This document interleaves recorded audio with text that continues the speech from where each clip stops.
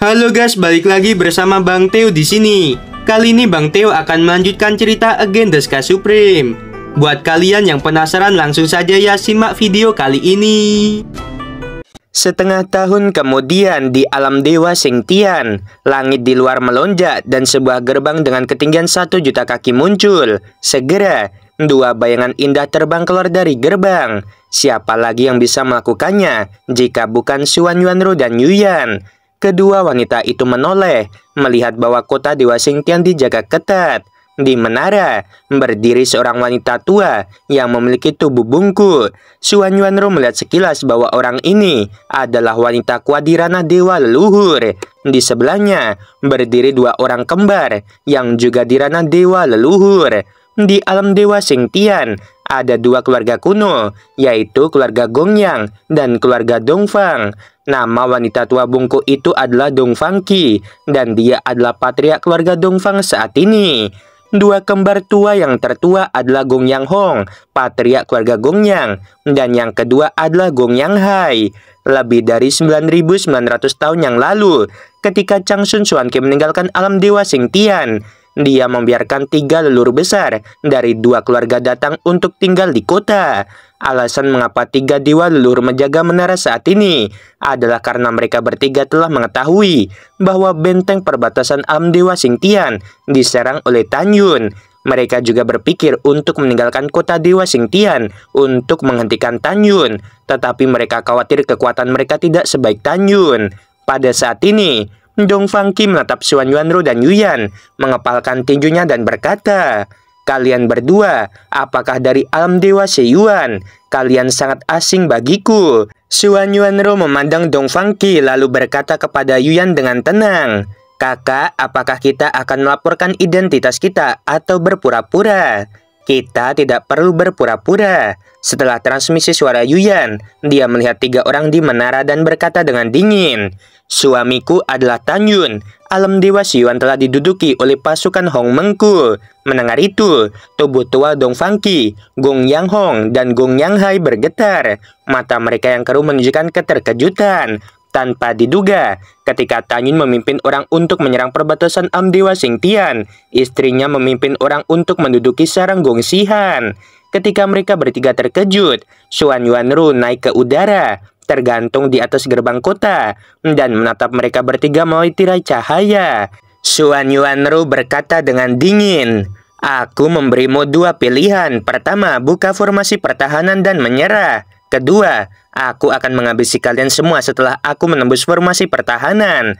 Jangan meragukan kata-kataku. Aku bisa mematahkan formasi pertahanan kota dewa Xiyuan dan juga formasi pertahanan kota Xingtian ini." Dongfang Qi tiba-tiba tertawa. Segera, senyum Dongfang Qi menghilang, dan wajahnya yang keriput menunjukkan niat membunuh yang kuat. Dia berkata dengan tajam, "Aku telah hidup selama bertahun-tahun yang tak terhitung jumlahnya. Aku belum pernah melihat seseorang yang sombong sepertimu."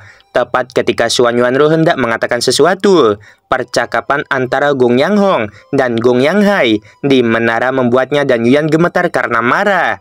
Gongyang Hong memandang Xuan Yuanru, lalu berkata, "Adik kedua, dia yang cantik. Lihat betapa lembutnya kulit mereka, pinggangnya kecil. Aku senang memikirkannya." Gongyang Hai memandang Xuan Yuanru dan berkata, "Kecantikan sangat indah. Kakak, kamu mau yang mana?" Mendengar ini, Gongyang Hong tersenyum dan berkata, "Tangkap mereka berdua, dan kita bisa menikmatinya bersama." "Dasar tidak tahu malu." Xuan Yuanru mengepalkan tinjunya dengan erat. Matanya menunjukkan kemarahan yang tak ada habisnya. "Kalian berdua bajingan." Tidak menunggu Xuan Yuanru selesai berbicara, Gongyang Hong tertawa dan berkata, "Wanita cantik memang berbeda, bahkan tatapan marahnya sangat menawan." Tiba-tiba, teriakan keras dengan niat membunuh tak berujung datang dari cakrawala yang jauh. "Orang tua, aku harus menghabisimu." Xuan Yuanru tiba-tiba menoleh ke belakang. "Suamiku." Wajah Yuyan yang menyilaukan menunjukkan kegembiraan yang tak terkendali. Dia melihat ke belakang, melihat Tan Yun dan Toba Yingying. Hanya dalam satu tarikan napas, Tan Yun memimpin dan melayang di depan samping kedua wanita itu. Tan Yun mengulurkan jari, menunjuk Gongyang Hong dan Gongyang Hai, memeluk Xuan Yuanru dan menghibur. Rower, jangan marah. Aku akan membahaskan dendammu nanti. Xuan Yuanru tersenyum, meninggalkan lengan Tanyun dan bertanya, apakah semuanya sudah ditangani? Sudah selesai, Tanyun berkata. Lebih dari 100 celah penghalang di benteng perbatasan alam Dewa Xingtian semuanya terisi. Pasukan Hongmeng yang dipimpin oleh Yingying dan aku, ditambah mereka yang menyerah, kini telah mencapai 26 miliar. Setelah berbicara, Tanyun bertanya, apakah kota Dewa Xiyuan telah dikuasai? Xuan Yuanru berkata, ya, sekarang Yukin, King Luan, dan Wuxin berada di sana. Setengah tahun yang lalu, aku memerintahkan pembangunan kembali kota Dewa Xiyuan. Selain itu, pasukan Hongmeng yang dipimpin oleh aku dan kakak Yuyan telah mencapai 22 miliar. Sementara Tanyun sedang berbicara dengan Xuan Yuanru dan Yuyan, Gong Yang Hong, Gong Yang Hai, dan Dong Fangqi juga berkomunikasi melalui transmisi suara di menara. Gong Yang Hai berkata dengan suara bermartabat, Patriark Dongfang, meskipun kita juga 3 dewa leluhur, tetapi Tanyun mungkin memiliki kekuatan raja leluhur tingkat pertama. Kita tidak boleh meninggalkan pertahanan kota. Dong Fangqi mengangguk setuju dengan transmisi suara. Ya, masuk akal. Xuan Yuanru dan wanita lain seharusnya mudah ditangani, tetapi Tanyun ini pasti sulit untuk dihadapi. Sekarang, Tanyun adalah dewa leluhur seperti kita. Bahkan jika kita bergabung, kita akan kalah. Mendengar itu, Gong Yang Hong mengerutkan kening. Baiklah, kalau begitu kita akan tetap berada di formasi pertahanan. Tetapi bagaimana jika Tanyun menghancurkan formasi perlindungan kota? Dong Fangqi berkata tanpa ragu-ragu. Maka tak perlu dikatakan lagi. Tentu saja kita segera berlari. Semakin jauh melarikan diri, semakin baik. Pada saat ini, Tanyun memejamkan mata dan berkonsentrasi, melepaskan kesadarannya, dan mulai mengamati formasi besar yang menyelimuti kota Dewa Xingtian. Melihat Tanyun, hati Dong Fangqi, Gong Yang Hong, dan Gong Yang Hai, semuanya ada di tenggorokan mereka. Mereka diam-diam berdoa agar Tanyun tidak menemukan cara untuk memecahkan formasi.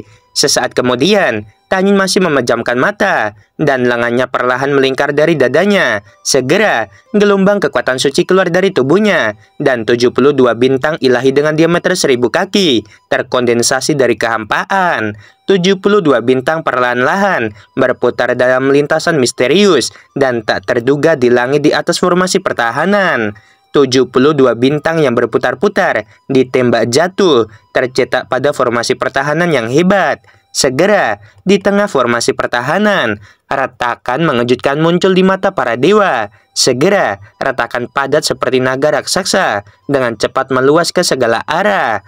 Tanyun membuka matanya tiba-tiba, dan dalam satu pikiran, Jinni melesat keluar dari alis Tanyun dan berubah menjadi raksasa 100.000 kaki.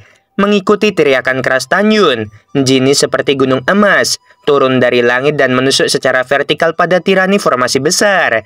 Saat formasi pertahanan besar hancur, Gong Yang Hong, Gong Yang Hai, dan Dong Fangqi di menara kota menjadi pucat dan melarikan diri ke langit utara dengan kecepatan tinggi. Mereka menghilang di ujung langit. Yingying, Rower, dan Yuyan, kalian memimpin pasukan untuk mencuci kota Dewa Xingtian. Aku akan melawan mereka bertiga. Setelah Tanyun meninggalkan sebuah kalimat, dia membawa Jinni ke dalam pikirannya. Seluruh pasukan patuhi perintah. Ayo habisi musuh. Segera, lebih dari 20 miliar pasukan Hongmeng bergegas ke kota Dewa Xingtian dan meluncurkan pembantaian kejam terhadap musuh di kota. Untuk sesaat, teriakan, auman, dan permohonan belas kasihan terdengar di kota. Di lautan awan yang luas, Dong Fangqi menemukan bahwa ketika Tanyun muncul dalam kekosongan 1 juta kaki di belakang mereka, mereka bertiga membakar jiwa leluhur. Segera, kecepatannya meningkat 30%. Namun meski begitu, kecepatan ketiganya masih jauh di belakang Tanyun. Ayo berpisah. Dong Fangqi menahan rasa sakit membakar jiwa leluhurnya. Gong Yang Hong dan Gong Yang Hai terus melarikan diri ke utara. Tidak ada dari kalian yang bisa melarikan diri hari ini. Suara mengepul yang mengandung niat membunuh bergema di langit. Tanyun melakukan langkah Dewa Hongmeng dan melintas ke arah Dong Fangqi dengan kecepatan ekstrim. Hanya dalam 3 napas, dia muncul 100.000 kaki di belakang Dong Fangqi. Tuan Dewa Leluhur Hongmeng, aku menyerah. Dong Fangqi berhenti melarikan diri dari kehampaan. Dia tahu bahwa pada saat ini, setelah Tanyun menggunakan langkah Dewa Hongmeng, Kecepatannya setidaknya 3 kali lebih cepat dari kecepatannya, dan dia tidak bisa melarikan diri sama sekali. Sudah terlambat untuk menyerah sekarang.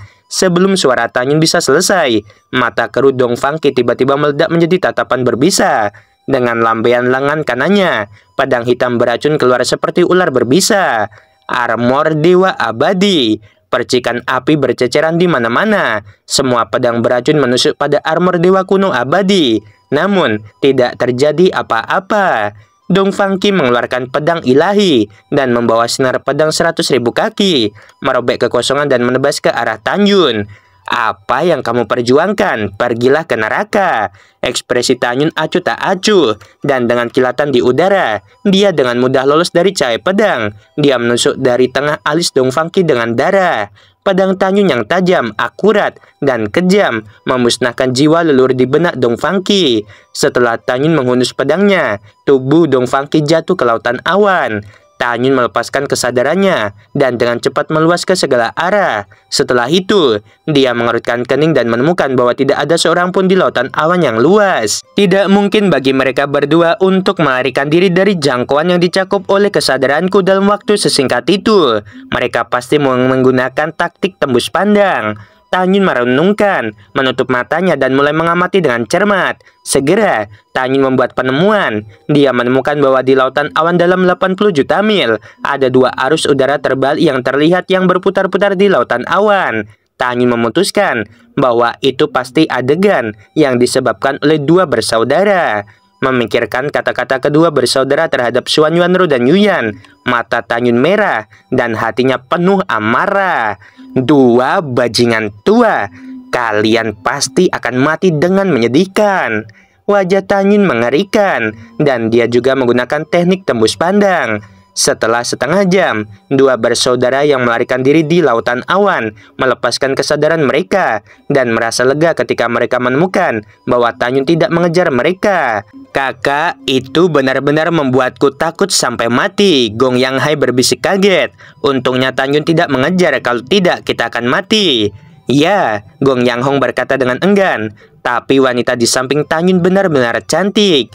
Kalian berdua, bajingan, matilah. Tiba-tiba, lautan awan yang telah tenang beberapa saat yang lalu di samping kedua bersaudara itu tiba-tiba melonjak. Dan saat berikutnya, Tanyun melepaskan teknik tembus pandang dan melemparkan pukulan ke arah kedua bersaudara itu.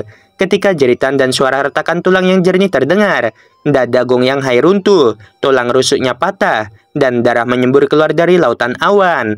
Gong Yang Hong berteriak dengan cemas, muncul dari lautan awan, dan membuka tangannya untuk memeluk Gong Yang Hai di tangannya. Kakak, jangan pedulikan aku, kamu larilah, desak Gong Yang Hai dengan darah menyembur dari mulutnya. Kakak pasti akan membawamu pergi. Suara Gong Yang Hong berhenti tiba-tiba. Tanyun yang muncul di depannya dan menggunakan mata Dewa Hong Meng. Gong Yang Hong dan Gong Yang Hai tercengang pada saat ini. Tanyun mengayunkan pedangnya. Darah berceceran. Dan setelah memotong kaki Gong Yang Hong, Tanyun menyingkirkan pedangnya, mencekik leher Gong Yang Hai dengan tangan kirinya, dan leher Gong Yang Hong dengan tangan kanannya. Tanyun membanting Gong Yang Hong ke tanah dengan tangan kanannya. Gong Yang Hai menjadi sadar. Sebelum suara panik jatuh, Tanyun mengangkat tinjunya dan membanting ke mulutnya. Segera, Tanyun mengendalikan kekuatannya dan terus memukul kepala Gong Yang Hai. Dia mengangkat kakinya dan menginjak lengan dan kaki Gong Yang Hai.